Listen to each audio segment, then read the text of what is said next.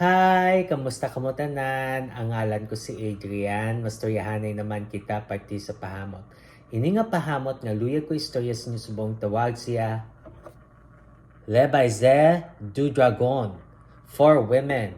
Iyan ni siya ni Cartier. Pambabae ni siya, pero kung luyag mo siya suksukon, bahala ka, pag gusto ka. Ano ni siya kung simutan. Bali, mapait nga almonds, nga may lakot, nga mga bulak, kag mga kahoy. Na, amo na siya kung simutan. No? Angay siya sa tugnaw nga panahon.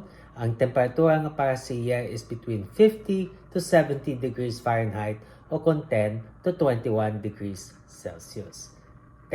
Ano ang iya nga mga nota?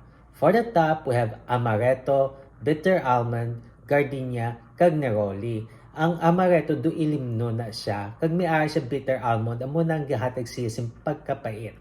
For the mid, we have cedar, iris, musk, jasmine, kag rose na mga kahoy, kag mga bulak. Kag for the base, we have vetiver, patchouli, benzoin, amber, cedar, dark chocolate, kag caramel.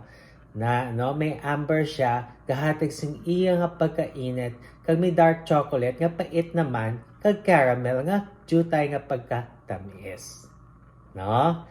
Kabay pa nga namian kamo sini nga pahamot, kag kung may iban pa ka mga pahamot nga luyag istorya sa akon, ibilin nyo lang sa comment section. Sa daso naman, bye-bye!